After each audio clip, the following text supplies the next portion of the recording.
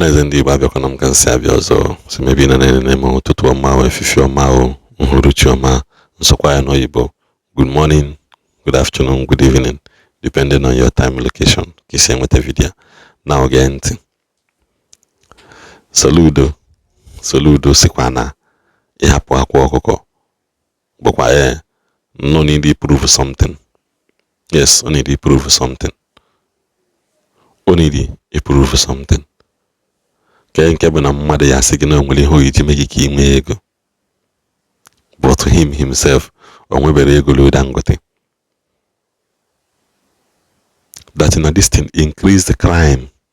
I so much thank God that he said this word, increase the crime. Mgbe ị ga back to my videos, mgbe na-ekwu okwu akwa ọkụkọ anụnwa na na-ekwu ya ekwesị ike that na this thing increase the crime na people achọrọzi ịlụ ọlụ. That na when this version of this thing fade here, that a new version is coming out. Now these boys agwachala ọgwụ akịta, when they did not make it, what is the fate of you being onye nọ anọ in that location? Which is what is happening today. Everything I make it is as a result of agwa that did not work. A lot of those boys sold their land, sold their inheritance, sold their properties, sold so many things. A lot of them settle hamba. In back to my story, see how they settle. One of my biggest video when Igbo channel of one guy na Akwa si na Akwa Okuko the civilian. The guy put as a young de behabiko. Si biko no dala do kumboje na nka Akwa Okuko because of 300,000 code again Akwa Okuko nyelia. Also no be in the village ha megoli odi ha no before. Not knowing in the village has support we. What are those things? In the village again mebele ke maka 300,000 nyage once kada ndi na nyage 10,000 50,000 on daily basis. The growth of every business when that in nine square bona again 100 naira denia that in nine 1,000 to 1 million pieces a day. Kalo in again 50,000 man only once in 1 week.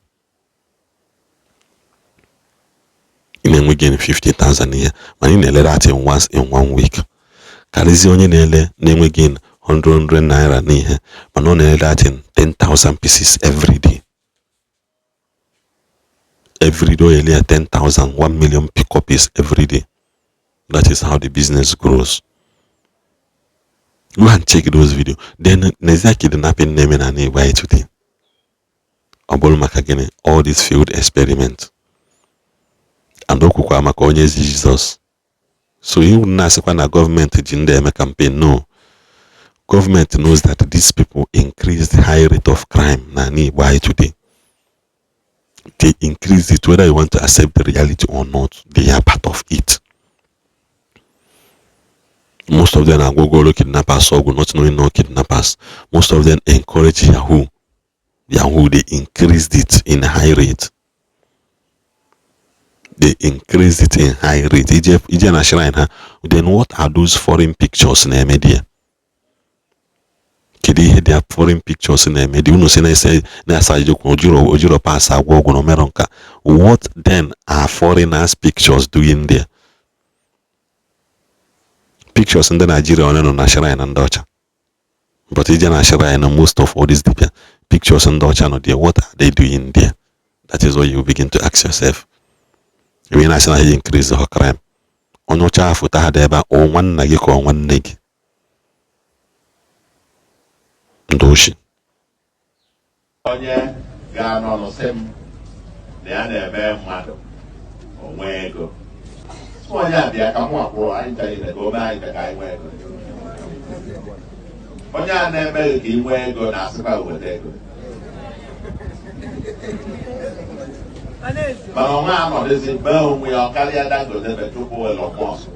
If I very false doctrine, that it is scam.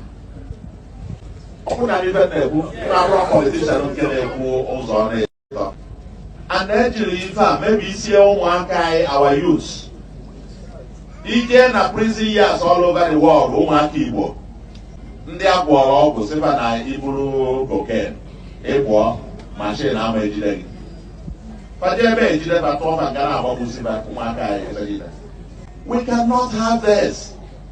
Ụmụrụ anyị ga-achọ ka ụmụ ya ma ụmụ ya ka ọ bụrụ etu akaba ga-esi wee ga. And then mekọtago ife a kọgidie ọ na-abanye we blame ndị a na-eme movie. Ndị a na-eme movie because movie ọbụla a na-eme na-ebido with onye ajeme ọba secret society ọgwọ ọgwụ ego onwesizi ego oje pastọ abịa kpeli ya ekpele o repent ya na ọjọbazie ego ọrịa ọgwụarịa movie eme. So o megidezie ụmụaka youths anyị onye ekwerezie nọ ijeme etu a natara ike inwe ego na member. I think nnukwu nwa unu nwere n'obodo a Obi Kubana. You know, these things are important to talk about. Some of our role models. Mother ya cosmas mmadụ ka tagidela afọ gbagide boy megide ife ahụ mee business nke ọgwụ megide nke a megide, and because he was honest, was sincere, megide ife ahụ na megide wee succeed. Ọ nazi akọwala ụmụaka na etu a ga-esi mee ife awalụ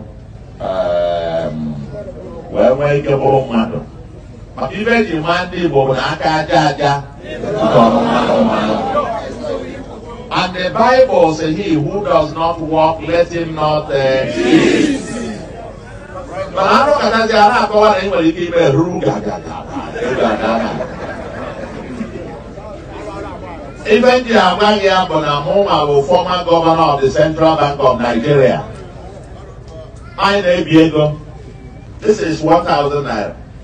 Or you may say, he went here, he print ego and a beg for ego. Then go on Akwa barrel. Okwazie barrel.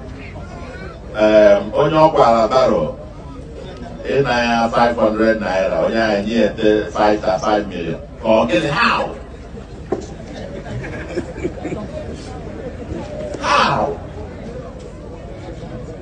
Akọwalụ na ife ọ na-ewe iji wee mepụta ego a kwefuru etu ọ dị ụlọ na-enye anya ụlọ fụrụ ife dị ka gold na patch ebe a. This gold a na-produce ya iche na Germany, a na-eweta ya iche, a na-eme ya attach na this money. Efụrụ ife a dị ka triangle ya green, ọ dị iche. Ife ahụ security features a na-emegide wee mepụta ofu ego. Abụ na ife ọ na-eme wee wepụta mmadụ ewesị na ọ ga-eme mmadụ iwe ogoro. Anyị na-agwa ndị a na-eme ma ọka ido na ndị na-eme pastọ tọsị na ọbụla ịkwọ taịtị inwe ego tupu abụrụ mmadụ ọbụla. You know, these things we must confront it because ụmụaka anyị cannot move forward. I was discussing with Obi Kubana, and he was telling me when he was discussing with youths, they must encourage. He must be back. Of who can know that here now? In short, yeah, man. Or what the event is your boy. If that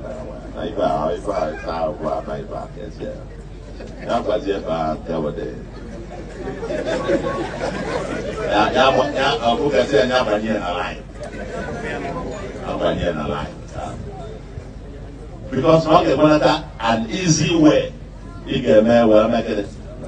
Ndị be anyị maara ya gbogbo wee sị na aka aja na-emegide. That is it. That's the foundation. Foundation. And ọ bụrụ ọsọ n'ala Igbo ụwa niile etu a ka esi akpata ego. O nwere ofu onye n'ime ndị ejide jere ọka ịkọwa ma na-asị ekele ọrụ I never met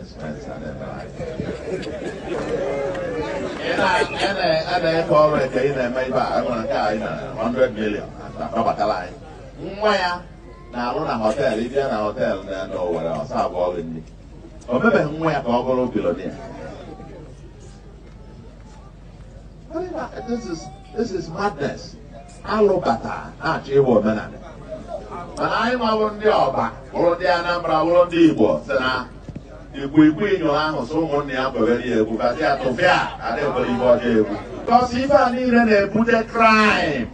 Ịbịa gwa nwatakịrị kọwalụ nwata datị na ọ bụrụ ịlụsi ọrụ ike ka ọ ga-eji kpata nọọ o nwere ibe ị ga-eme machi ka ego abịa.